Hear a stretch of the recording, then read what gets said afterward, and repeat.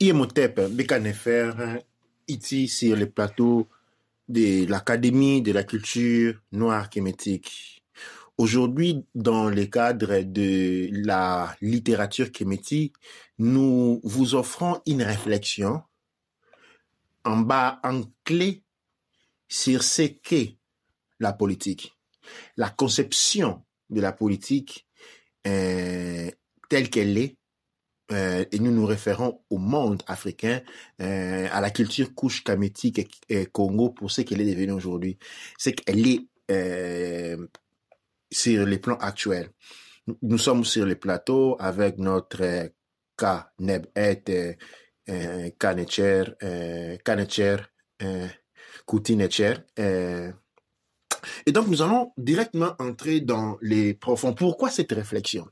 Cette réflexion, vous vous souvenez, on a parlé dans la rubrique sur la monarchie, le retour de la monarchie. On a expliqué la fragilité de la machine politique telle qu'elle a été proposée dans l'Afrique. Soulignons que la plupart des pays africains sortent de la colonisation. Une colonisation qui a été précédée par une guerre de destruction. Maintenant, si nous voulons caler ces deux moments-là, guerre de destruction, qui est partie de fin du XIIIe siècle, début XIVe siècle, jusqu'à 1885, qui inaugure la colonisation. La colonisation part de 1885 jusqu'aux années 60. Date. Nous sommes en train de parler de 1885, 1905, c'est un an très long, au point où nous pouvons parler d'une culture coloniale. Ça, c'est quelque chose qu'on n'évoque pas. Il y a ce qu'on appelle une culture coloniale. Cette culture coloniale a été précédée de 400 ans d'une culture, d'une destruction d'une culture. C'est-à-dire, une culture a été détruite pendant 400 ans, ok? Et cette culture s'est construite sur des millénaires. Après, elle a été remplacée par quelque chose qui a été construit pendant 100 quelques ans. Ok. Maintenant, pourquoi on est en train de parler en termes politiques? Parce que la politique est l'expression de la gestion d'un territoire et de ses ressources, tant naturelles que les personnes. La relation existant entre les personnes à selon différents degrés d'intérêt social ou individuel définit une manière d'être. Cette manière d'être répertoriée sur un axe de temps bien défini crée ce qu'on appelle une expérience de gestion.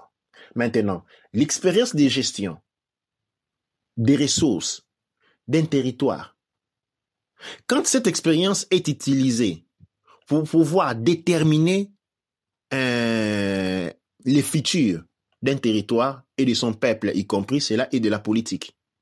En fait, les politiques se basent sur un modèle.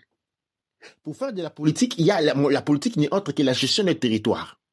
OK? Et les personnes à qui est confiée cette responsabilité dans l'État moderne, on les appelle les politiciens, comme nous voulons les dire. Alors, les politiciens ne s'inventent rien.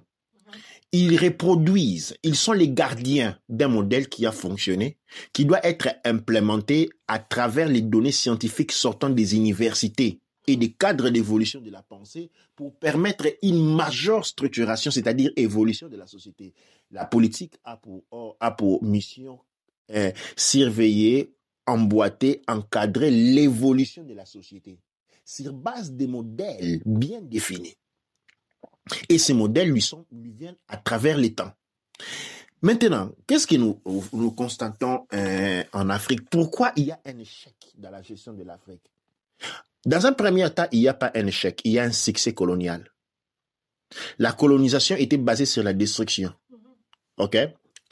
Aujourd'hui, quand on voit la faillite qu'il y a dans le monde africain, en fait, ce n'est pas une faillite. OK? Quand vous coupez un arbre, quand vous l'abattez un arbre, pour vous, c'est un succès. De votre point de vue, c'est un succès. Mais du point de vue de cet arbre et de toutes des animaux vivants sur cet arbre, ce n'est pas un succès, c'est une défaite. Alors, ce que nous accusons comme une défaite dans le monde africain, en fait, l'est pour nous. Pour les autres, ne l'est pas du tout. Pour les autres, c'est un succès. Et pourquoi c'est un succès? C'est un succès parce que cette culture politique que nous avons héritée est un orphelin de la colonisation. Okay? C'est de la colonisation qui avait des objectifs bien donnés. Et ce que nous appelons des politiciens sont ce que moi j'appelle des comédiens politiciens. Pourquoi je dis cela? Un comédien, c'est quelqu'un qui répète ce qu'a fait quelqu'un avec un objectif bien précis de faire rire, de divertir, de faire passer le temps, de distraire. Okay? Dernièrement, j'ai vu un clip d'un comédien congolais qui s'était habillé comme Kofi. Okay? Il s'était habillé comme Kofi, avait fait sa barbe comme Kofi et dansait comme Kofi. Il imitait les pas de Kofi, mais la musique était la musique de Kofi lui-même. Ça, c'est un comédien. C'est-à-dire, il n'a pas besoin de comprendre la vie de Kofi. Il n'a pas besoin de comprendre où Kofi est né, comment il a grandi, quelles étaient les difficultés de sa vie, il a fait quelle université, quelle était sa pensée, qu'est-ce qui a caractérisé son succès pour pouvoir l'imiter. Pour l'imiter, on prend l'extérieur, c'est-à-dire, il prend un habit qui ressemble aux habits que Kofi met. C'est pas qu'il prend les habits de Kofi, il prend des habits, il s'est fait faire sur taille, sur mesure, des habits qui ressemblent à ceux de Kofi, des chaussures qui ressemblent à ceux de Kofi. Il va voir, il va dans un salon de coiffure, il s'est fait décorer exactement et maquiller pour ressembler les plus proches possibles à Kofi. Et maintenant, on met une base musicale de Kofi sans comprendre l'état au motif qu'avait Kofi quand il dansait cette chanson, ce qu'il voulait exprimer, eh bien, on imite les actions. Et quand nous regardons la politique africaine dans tous les pays complexivement, qu'est-ce que nous voyons encore? Nous voyons exactement le même modèle. La répétition de la pensée. Or, la politique naît de l'expérience d'un peuple. Cette expérience a été conservée. Cette expérience est authentique et a un fondamental et fondamentalement culturel. Et cette expérience a été fait richesse et utilisée pour prévenir, éviter les défaites du passé, s'assurer les progrès et l'évolution de la société. C'est ça le rôle de la politique, s'assurer les progrès de la société. Maintenant, pourquoi la politique en Afrique joue?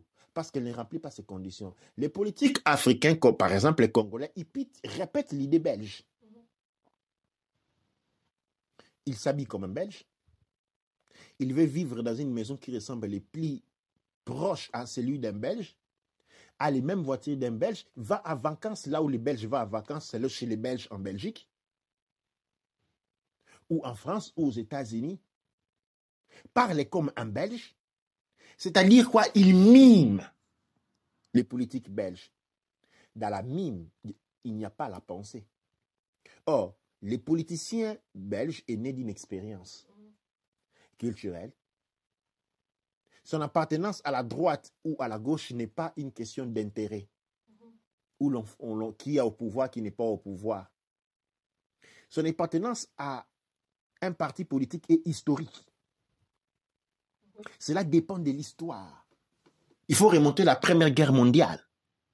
Les affiliations qui ont été faites territorialement. Les philosophies qui se sont répandues à cette époque et qui ont inspiré les personnalités de cette époque se sont ancrées, enracinées dans les esprits des personnes et ont déterminé les différentes formations politiques. Les partis politiques naissent d'une philosophie. Quelle est la philosophie, par exemple, de l'IDPS? Ou la philosophie des cash, ainsi de suite. On a un parti politique qui s'appelle cash. L'argent cash. On comprend, il veut du cash. Alors, on n'a pas de politique. Mon point est que nous avons besoin d'une réforme sur les plans politiques en Afrique tout entière et je m'appelle à tous les mouvements panafricains. Pourquoi? La politique qui est pratiquée aujourd'hui C'est une politique des mimes. Regardez, par exemple, il y a l'Union européenne, tout de suite après, il y a l'Union africaine. Ce qui est fait en Europe, tout de suite après, il est répliqué. Mais ça, c'est sur tous les domaines. Aujourd'hui, je ne prends que la partie politique. Ouais. Non, mais c'est très important. Et je pense que c'est marrant en même temps parce que quand on regarde, quand on a parlé par exemple de la politique africaine en étant une comédie qui mime, en étant comique, ce sont comme des comédiens qui miment la politique européenne.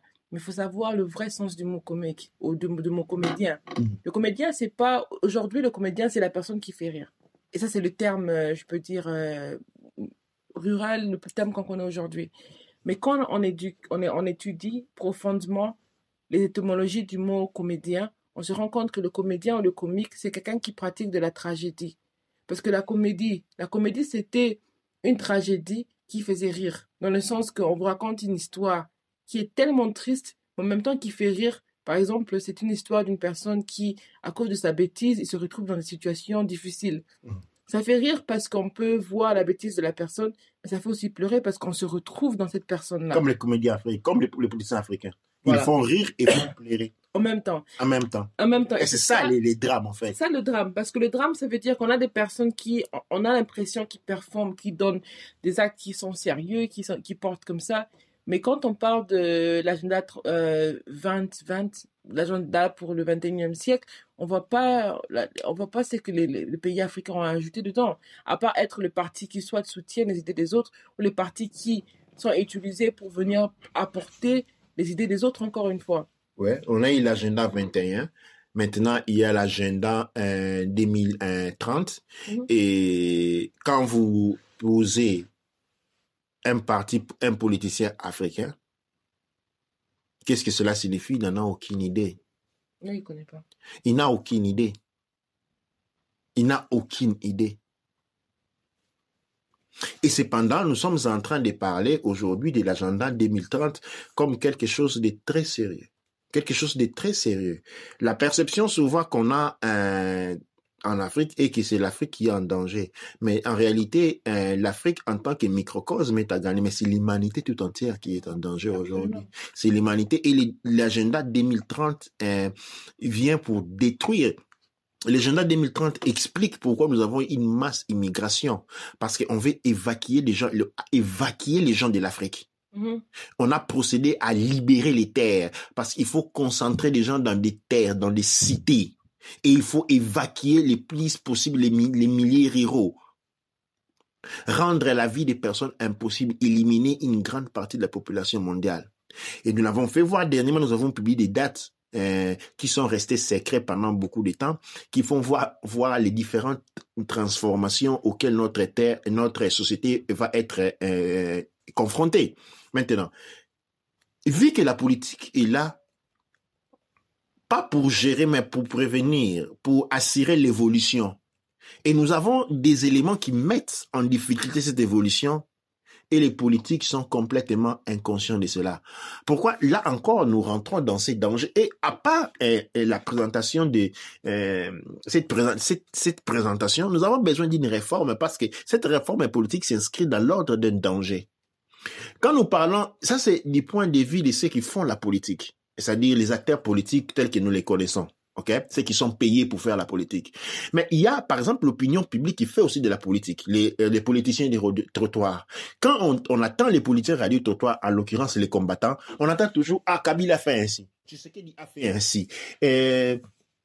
L'ONU a fait ceci, l'ONU a dit ceci, les Français ont fait ceci. On publie, c'est-à-dire la politique même a changé de substance de la conduite, même pour les témoins politiques, c'est-à-dire les peuples qui font les témoins politiques, au lieu de cette conception, c'est complètement déformé en une forme pas même d'actualité, de spéculation sur les nouvelles entourant les sphères politiques. C'est justement de la spéculation.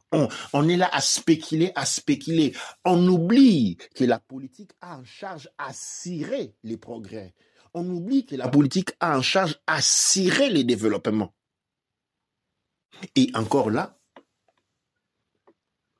on a les gens qui sont en train de commenter les comédiens.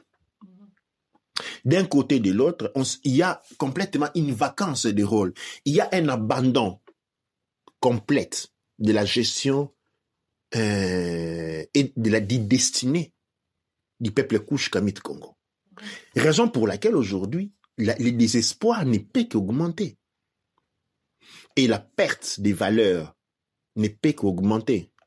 Parce que nous, encore aujourd'hui, on est derrière des acteurs comédiens à qui est reconnu les titres des politiciens sans aucune expérience culturelle. Sans aucune expérience culturelle, sans aucun mérite culturel non plus. Parce qu'aujourd'hui, quand on parle des enjeux géopolitiques, et c'est ça, on part aux universités et on commence à apprendre la politique. Donc, on apprend la politique, on apprend les termes par rapport à ce qu'il veut dire, ce que ça veut dire, c'est quoi, en fait, les termes et tout. Donc, on apprend tout ce qui vient de la politique. Mais en réalité, la chose qu'on oublie d'apprendre, la chose qui ne figure pas dans tous ces médias, et justement, c'est la partie qui est que d'où vient, de quoi la politique, elle est inspirée. Qu'est-ce que la politique, elle est inspirée? Qu'est-ce qui inspire la politique?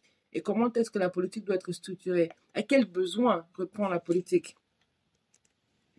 Parce que c'est quelque chose de très important aussi, parce que quand on parle, par exemple, de quel besoin répond la politique, à ce moment-là qu'on réalise que, en fait, en Occident, ils ont eu une séparation, ils ont deux mouvements séparatoires, donc deux mouvements leaders de politique. Dans la politique, ouais. Et c'est qu'on appelle l'opposition. En Afrique, c'était transformé en une forme d'opposition. Ça veut dire qu'une personne qui oppose personnellement l'être du président. Donc, par exemple, le parti du président Kabila, comme exemple, était opposé par l'UDPS. C'était plutôt un affrontement entre Tshisekedi et Kabila. Par contre, en Europe, on a l'affrontement entre le mouvement les idéologies. Les idéologies gauche et droite, ou les idéologies des deux partis. Pourquoi? Parce que le plus important, c'est le peuple, c'est le parti. Et le plus important en Afrique, c'est la personnalité. Parce qu'en Afrique, l'information, elle devient découpée. Qu'est-ce qui se passe en Europe? En Europe, c'est parce que avec les systèmes royaux, c'était une personne et tout descendait sur une personne. Et ils ont créé ce qu'on appelle une sorte de système où on a l'hybride. Donc, on a deux voies principales qui font partie de la politique, qui font partie du gouvernement. Mais deux forces opposées. Donc, on crée une sorte de yin et yang. En réalité, qu'est-ce que c'est pas? C'est parce que, selon les exigences et ce que leur peuple ont subi, ils ont eu besoin d'avoir un feu et un contre-feu. Mais les deux fonctionnent ensemble parce que les deux font partie du Sénat souvent. Les Absolument. deux travaillent ensemble, ils travaillent pour le peuple. Quand ils sont élus, ils sont là pour le peuple. Par contre, chez nous, on a une sorte de force ou de bras de fer entre individus qui est incorrect parce que, admettons que l'individu part, qu'est-ce qu'on retrouve? La destruction. La destruction. Je voulais signaler aussi, quand on parle de la dualité sur les plans politiques européens, généralement, elle est née. Pourquoi? Parce qu'au temps de Constantine, au temps de l'empereur, a emboîté la chrétienté, c'est-à-dire l'église catholique romaine dans la politique. Après, il y a développement avec Karl Marx du protestant, du mouvement protestantisme. Il s'est créé, même au niveau de la royauté, des branches. Il y avait une branche de la royauté qui était catholique et il y avait une branche qui était protestante. Et cette existence-là s'est proliférée au niveau de la politique, à créer ce qu'on appelle les gauches et les droites. Les gauches ne sont pas une. Il y a plusieurs différents genres de gauches comme différents genres de droites. Mais ils naissent de l'expérience où il y a une bipartition entre les régimes catholiques et les régimes protestants affiliés à la monarchie. Et cette expérience-là s'est enrichie avec les partis radicaux, l'extrémiste gauche et beaucoup d'autres mouvements qui vont rentrer dans les lots. Mais le point important et le point à discuter, c'est le fait que c'est pas que l'Afrique juste mimie et un mimétisme de la politique européenne, mais c'est que même quand on parle du mot politique, ça n'entre pas dans nos milieux, ça n'entre pas dans notre réalité. Parce que la réalité on a subi un passé où on peut parler de l'esclavage récent et on peut parler de la colonisation, mais on a aussi subi un passé un peu lointain où on avait des rois, des reines, on avait aussi une sorte d'organisation avec avec des femmes en tête aussi des gouvernements qui faisaient partie, on avait un système d'anciens, les anciens faisaient partie aussi du gouvernement et tout, et c'est quelque chose qui était intéressant et quelque chose qui vraiment donnait la place pour tout le monde. Le problème, c'est qu'on est parti d'un système pour se retrouver dans un autre système, sans pour autant comprendre, parce que oui, on a la politique, et la politique est devenue une sorte d'affrontage personnel où les politiciens, ils vont en télévision habillés de manière avec des cravates et tout. Représentant, mimant les intérêts, les acteurs mimant politiques. les intérêts politiques européens. Mais en fait, quand tu y penses bien, un comédien agit pour son propre intérêt. Exactement. Un comédien, il est en train de divertir pour son propre intérêt, c'est-à-dire qu'il doit être payé. Ouais, exactement. Les comédiens, les musiciens peuvent avoir un groupe, ok? Mais quand généralement on parle de comédiens, être comédien est basé sur la carrière personnelle. Et maintenant, ce qui fait que vu qu'on est dans la mime, on est dans le mime, on prend aussi ces caractères des réalisations personnelles. Or, pendant que dans la vraie politique, il y a les philosophies. Par exemple, quand nous rentrons dans les royaumes Congo, il y avait une politique. Les peuples Pende avaient une politique qui descendait de leur culture. Quand un représentant Pende parlait devant les rois, on savait même sans savoir qui il est. Dès qu'on entendait parler, on savait que c'est un Pende parce qu'il s'agissait de la culture Pende. Maintenant, quand un Luba parlait, il représentait les intérêts Luba. On les reconnaissait par la philosophie Luba dont il descendait et comment il s'exprimait. Et il n'était pas là pour mimer les rois Luba, il était là pour représenter les peuples. Et cette représentation passait à travers une culture bien déterminée, et ainsi de suite. Mais le même modèle nous avons aujourd'hui en Italie. Par exemple, quand on voit Salvini, Matteo Salvini vient du nord de l'Italie. Ok, le nord de l'Italie, ok, a une culture raciste.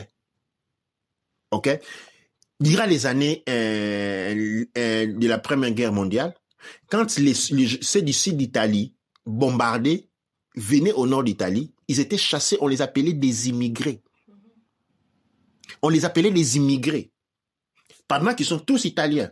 C'est-à-dire, Matteo Salvini, un des représentants fascistes et racistes de l'Italie, est ici d'un territoire à caractère raciste. Ok, non? À caractère séparatiste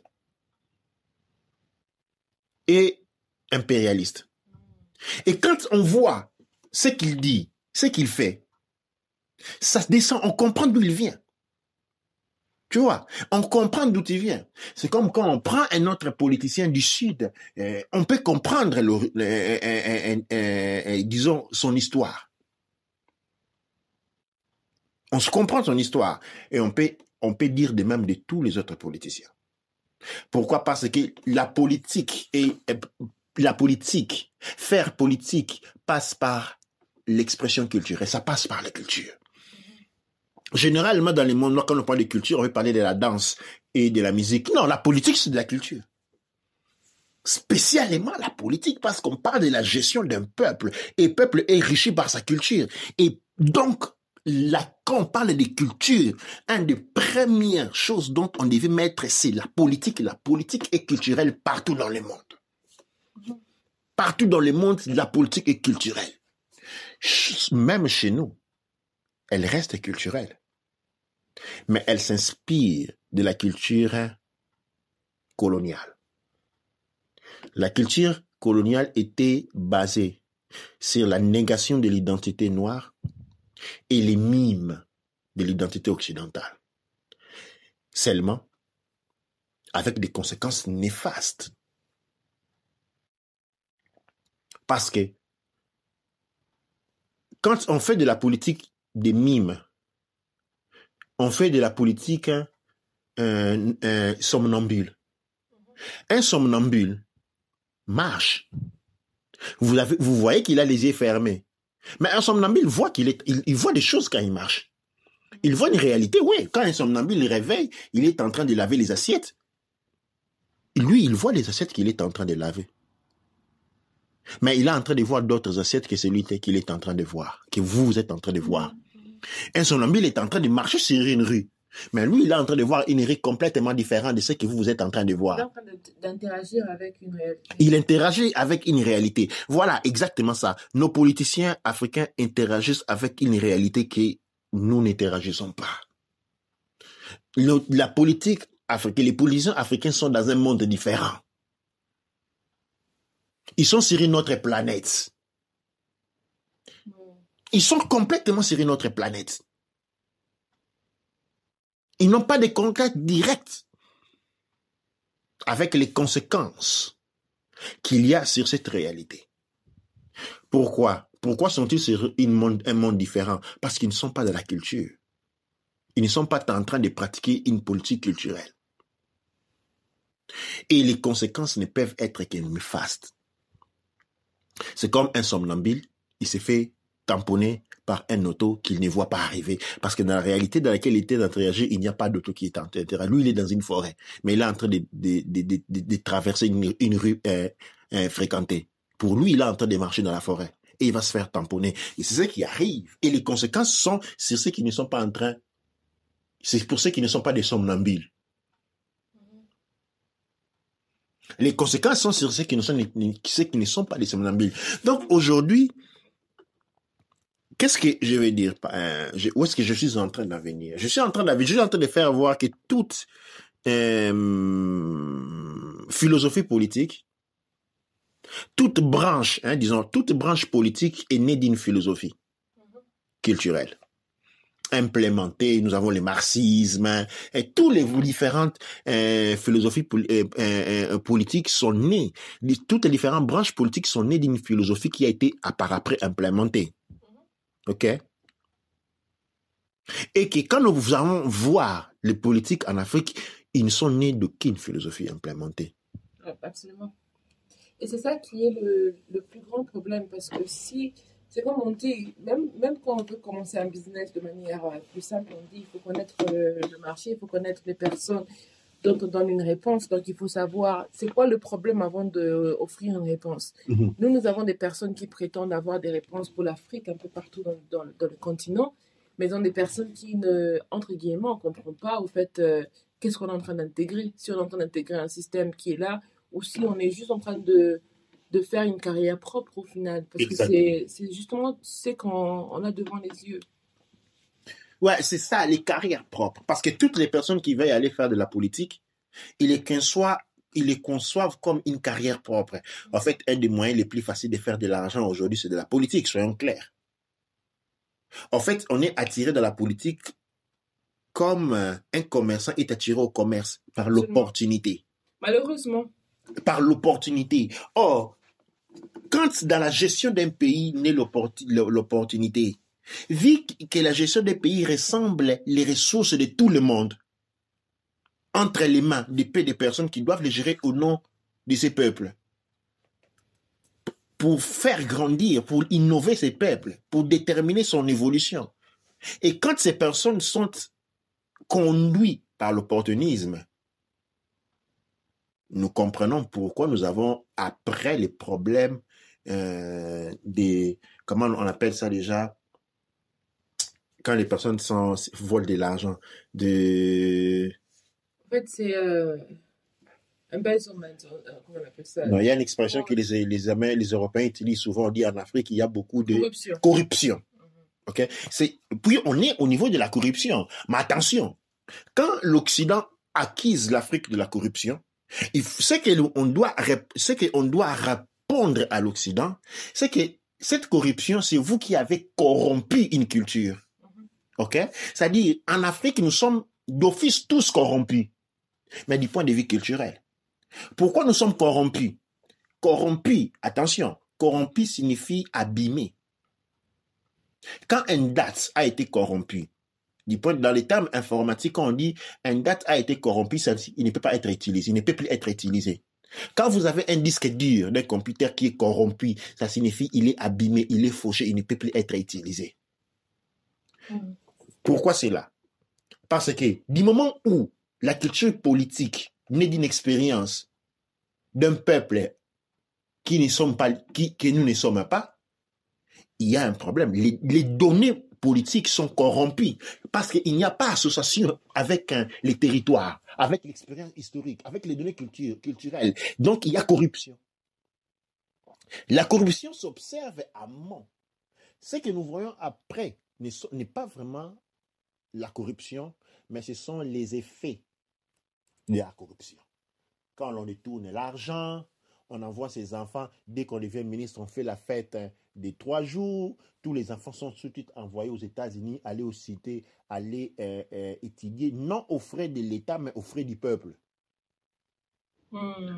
Tous les politiciens africains ont les enfants qui viennent étudier ici en Europe.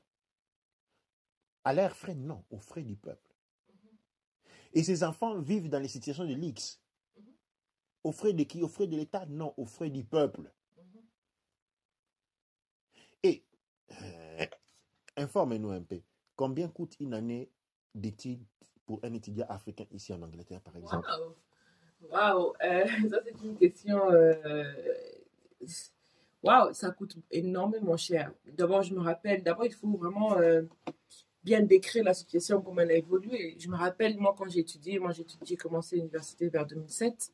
Et en 2007, les frais pour les étudiants qui vivaient en Écosse, parce que moi, je vivais en Écosse à cette période-là, c'était à peu près 2000 euros. Donc, on a payé entre 1800 et 1900, c'était pour faire les cours de droit. Maintenant, si vous avez un étudiant qui venait de l'Afrique pour faire le même cours que moi, eh bien, eux, ils allaient payer quelque chose comme entre 7000 et 9000 par an. Donc, 9 000 pounds par an. 9 000 pounds, proche de 10 000 pounds. C'était 9 000 quelque chose. Nous sommes en train de parler à l'époque. Les pounds avaient beaucoup de valeur. Oui. À l'époque, à cette époque-là, c'était pratiquement le double. Le double. Donc, ça dit 40% du dollar. C'était non, 45%. Le dollar, c'était un pound. Non, $1, ça faisait quelque chose comme 65 centimes UK dans 0,65. 10 000 $, nous sommes en train de payer quelque chose comme 17 18 000 $. Par exemple, voilà. 17 18 000 $, ça c'est les frais académiques. Pour une année. Pour une année. Et ça, c'est même pas pour les masters, c'était juste à... Non, moi je parle encore par an parce que cet étudiant-là, après, il doit louer une maison. Il doit louer une maison, il doit tout faire. Et aussi, même pour les maisons, ça coûtait un peu plus cher. Alors, c'est-à-dire, nous avons une dépense de quelque chose entre 30 à... Non, mettant ensemble, nous avons quelque chose entre 30 et 40 000 $ pour qu'un enfant vienne étudier pendant une année en Afrique. Et les cours universitaires, ce sont de 3 ans. 3 ans, 4 ans, 5 ans. OK. 3 ans, c'est-à-dire, si on fait 50 par 100, nous avons 150 000 $. OK, pour 3 ans. 150, et maintenant, ici, on veut avoir un cours master, on devient directement à 200 000 $, 250 000 $ par an pour qu'un enfant de ces dignitaires vienne étudier en Europe. Et dès qu'il a fini ses études, on doit les chasser tout de suite parce qu'il perd son droit de citoyenneté. Parce qu'après avoir dépensé 250 000 $ dans ces pays, il devient aussitôt clandestin. Après avoir fini les études. OK? Maintenant, imaginez la quantité d'argent qui sort de l'Afrique pour finir dans les universités occidentaux. À rythme de 250 000 $. On n'a même pas fini, on s'est arrêté juste à ici, on n'a pas continué pour vraiment bien parler de rapport à plusieurs. C'était juste en 2007. Et maintenant, les frais pour les enfants étudiants en UK, ça a augmenté entre 7 000 à 8 000 par an jusqu'à 9 000, quelque chose comme ça pour les enfants qui sont ici. Et maintenant, pour les étrangers, on parle entre 15 à 18, 19 000 par an. 1000 pounds. 1000 pounds par an. Mais non. Et ça, c'est juste normal. Et pour les masters, ça peut arriver on a, encore une fois, donc pour les masters, ça peut être encore une fois de 15 000 jusqu'à 25, 30, une trentaine pour ceux qui sont étrangers. Je souligne bien, c'est pour ceux qui sont étrangers. Ceux qui n'ont pas de bourse ou quelque chose comme ça, ou pas de réduction non plus. On peut avoir des réductions, mais entre guillemets, c'est à tel point que nous sommes pour les frais. Entre guillemets, généralement, les frais pour les étudiants africains sont internationaux, comme on les appelle entre guillemets. Ça veut dire non-européens. C'est plus ou moins, si pas le double, des fois même le triple que ce qu'un étudiant qui est né dans le pays européen auraient payé ou les voisins, nés dans un pays voisin européen auraient payé. Ce que je suis en train de signaler ici, c'est-à-dire aujourd'hui, actuellement, non en 2017, en 2007, en 2019, ok, par étudiant, et je vois, ce sont des milliers d'étudiants africains qui viennent de l'Afrique pour venir ici, et tous en provenance généralement des familles politiques. Ou c'est le fils d'un colonel, ou c'est le fils d'un général, ou c'est le fils d'un ministre, ou c'est le fils d'un député, d'un parlementaire, ainsi de suite. Ok, ces gens-là coûtent au peuple africain, ok, 250 000, non, 350 000 à 450 000 dollars américains pour les faire vivre ici en Europe. 350 000 à 450 000. C'est ça, je dis, non? 300, on est à ça, 3 multiplié par les années, on a 3, c'est beaucoup d'argent, c'est énorme d'argent. On a 150 000, 300. Et maintenant, parce que c'est vous, le peuple, qui allez voter ces gens-là. Et ces gens-là investissent tout ce temps d'argent pour former des comédiens.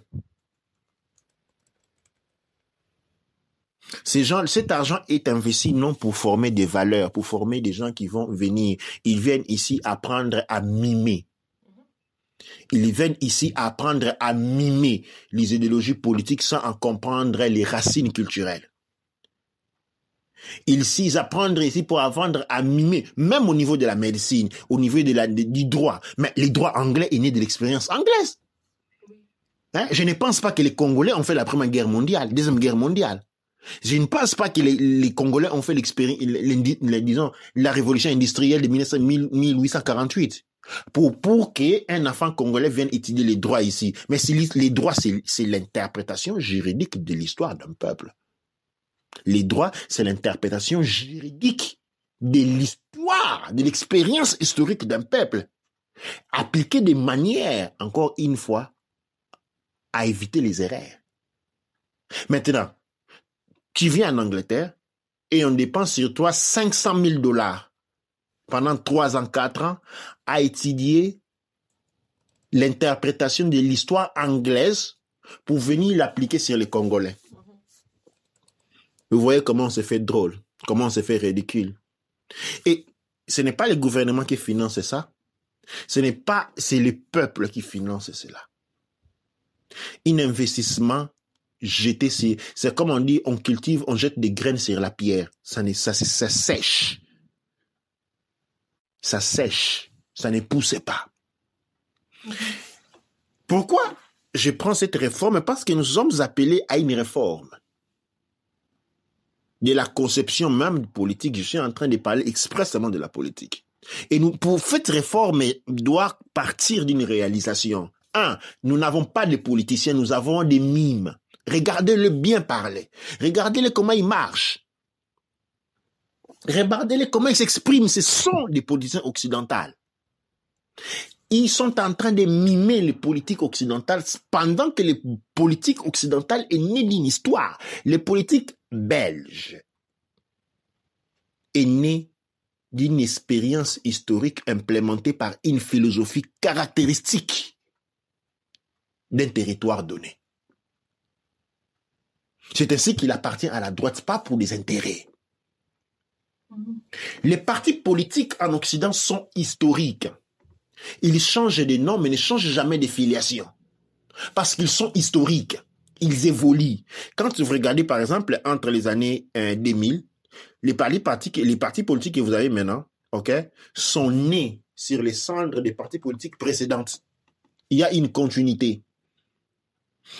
Pour certains pays, dans d'autres cas, comme l'Angleterre, ils sont toujours les mêmes. Le Labour a été Labour depuis toujours. Et ainsi de suite. Il y a certains partis qui naissent sur le sillon toujours de la gauche ou de la droite. Nous, aujourd'hui, à Kinshasa, nous avons le FCC, nous avons les cash. Quelle est la philosophie derrière? En fait, je me contredis. C'est dit cash, la philosophie. Des comédiens mercenaires. Des comiques mercenaires. Des mimes comiques mercenaires.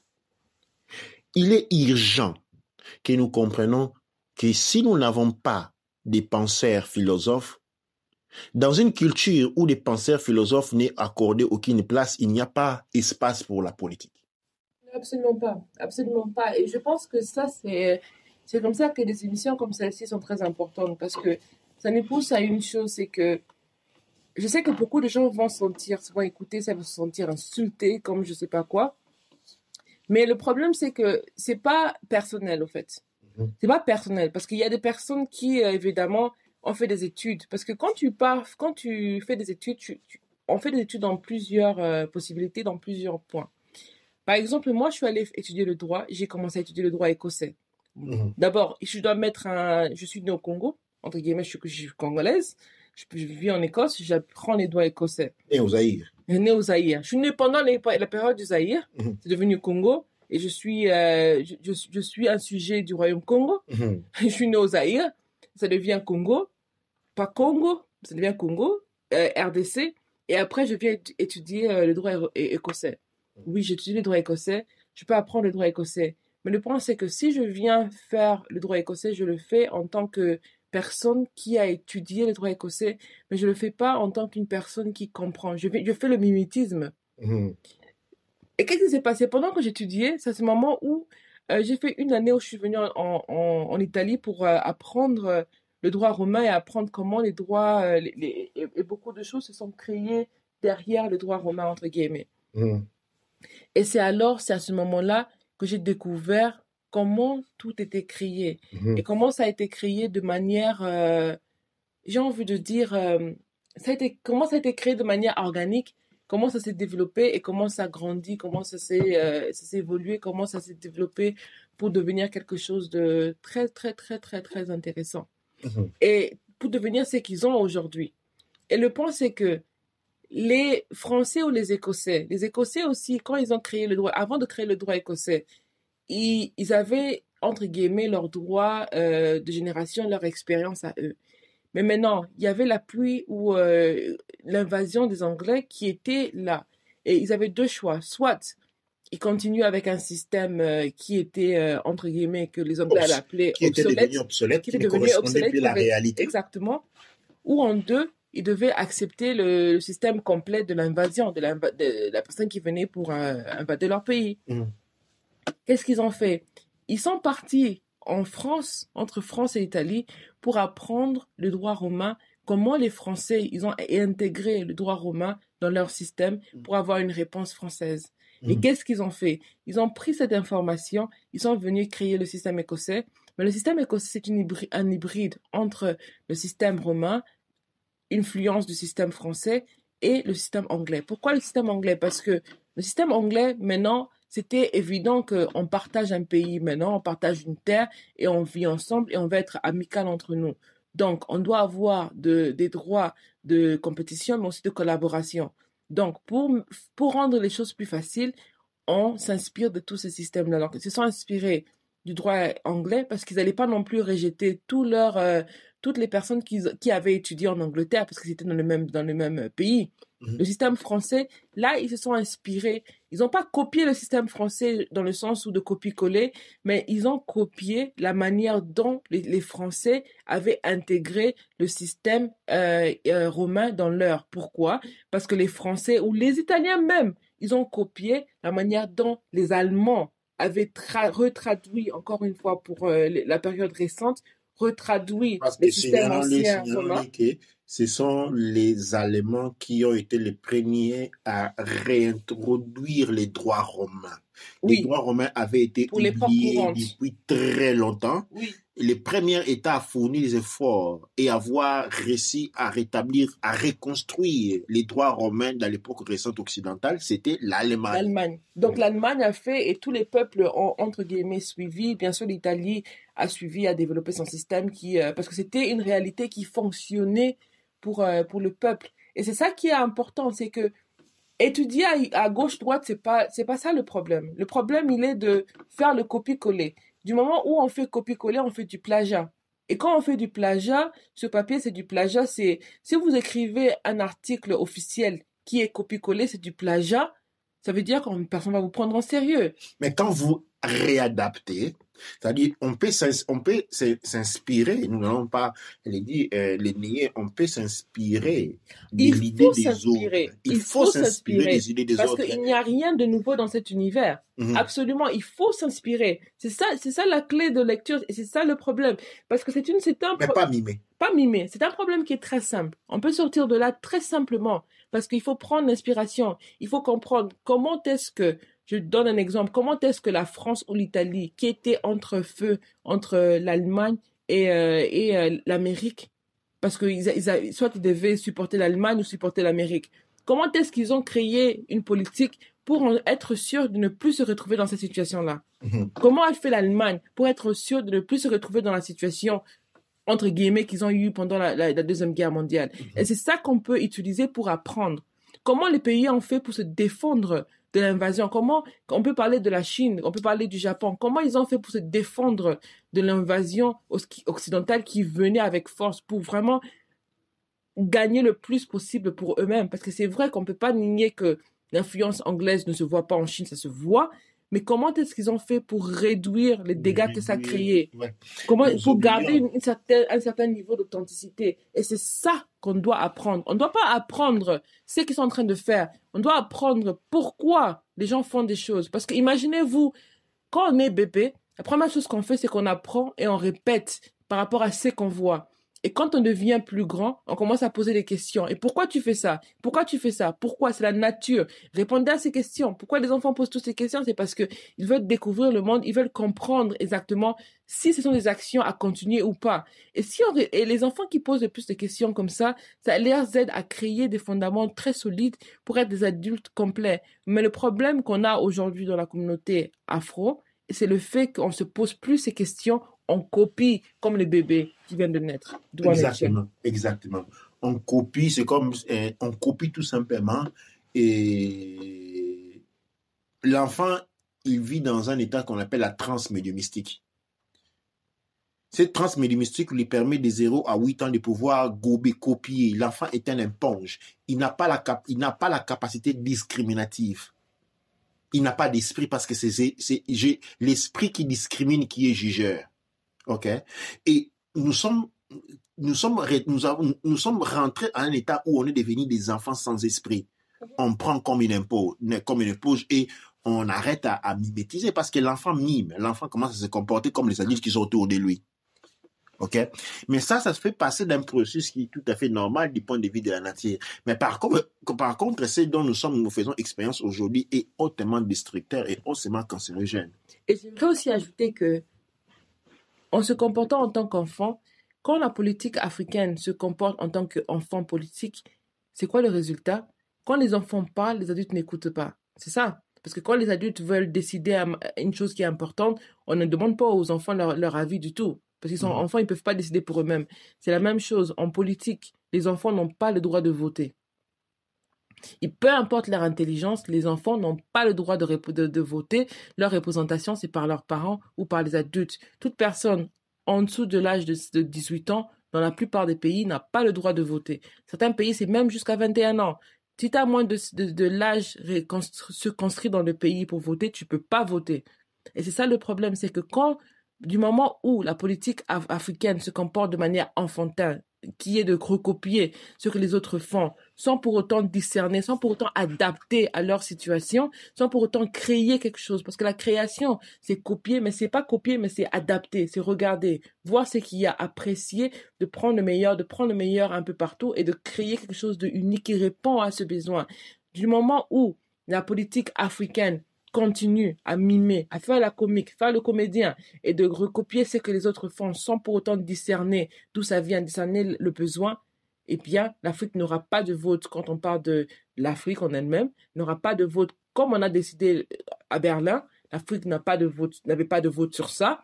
Quand on décide sur tout ce qui est climate change, le changement climatique, l'Afrique n'a pas de vote réel dessus. Parce que l'Afrique, c'est la jeunesse. Cette jeunesse qui est mise à côté. Imagine, regarde, en Afrique, on a des gens comme Sassou Nguesso. Moi, quand j'étais né, Sassou Nguesso était déjà un homme, était déjà président. Il était déjà un homme âgé, il faut dire. C'est un immortel. Oui. C'est un immortel. Ouais. Même chose avec Mugabe. Parce qu'aujourd'hui, c'est pas un vieillard. il y a les bongos, tous, et là j'ai cité ça, mais je parle de toute la classe politique. Pourquoi? Quand je regarde qui font politique aujourd'hui, c'est de ma promotion, les gens qui sont nés de ma promotion aujourd'hui ont entre 40 et 50 ans. Mhm.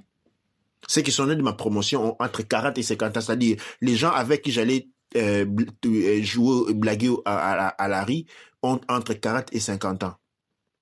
OK? Et encore, les mêmes noms qu'il y avait dans la politique quand je suis né sont encore là. Et la plupart d'entre eux ont commencé leur carrière dans les trentaines. C'est-à-dire, si on est entre 40 et 50 ans, c'est-à-dire on a des enfants qui peuvent avoir 30 ans. Mhm. Et il y a encore les mêmes noms. Plan des générations. Les mêmes noms qui étaient à la politique quand mon père était né, avait grandi. Ce sont les mêmes noms qui nous rentrent encore aujourd'hui. Toute une génération séquestrée, sans possibilité d'expression politique. Un peuple pris en otage dans le temps. Un peuple pris en otage dans le temps. La plupart des garçons, des personnes avec qui j'ai étudié en Italie, avec qui j'ai fait l'université, ce sont des acteurs. J'ai des amis qui sont aujourd'hui des professeurs d'université. Mhm. OK? J'ai des amis aujourd'hui qui sont des cadres élevés dans la politique italienne. Mhm. On a des directeurs de banques qui ont pris la relève parce que la génération avant est allée en pension. Elle a eu un remplacement. Pendant que chez nous, il n'y en a pas. Parce que nous avons encore les mêmes noms qui sont encore présents sur ces plans-là. Mhm. Ouais. Wow. C'est impossible, hein? C'est impossible à comprendre, c'est impossible. Et quand on réalise ça, on se rend compte que non seulement la politique est devenue comédienne, donc c'est la comédie qu'on voit, une comédie tragique, parce que ça fait rire et des fois ça fait pleurer en même temps, mais aussi on n'apprend pas à nos enfants à prendre la relève. Donc on ne laisse pas l'espace pour les jeunes. Les jeunes sont exclus complètement, ils sont pas préparés. Et donc, qu'est-ce qu'ils vont faire? Ils vont prendre de l'éducation dans la rue. L'éducation dans la rue, ça veut dire qu'ils vont copier l'éducation un peu des voisins, un peu de la télévision, un peu de l'Europe, un peu de la gauche, un peu de la droite. Justement parce que c'est la seule option qu'on leur laisse. Ça, c'est une matière que nous réservons une autre émission sur l'éducation en Afrique. Pourquoi aujourd'hui on dit il y a tant de voyous, il y a tant de gens qui volent, il y a tant... Nous allons affronter cela, la question de l'éducation culturelle. Pour aujourd'hui, nous arrêtons là. Nous disons Doua Necher, Doua Amonra, Doua Neb Er Cher.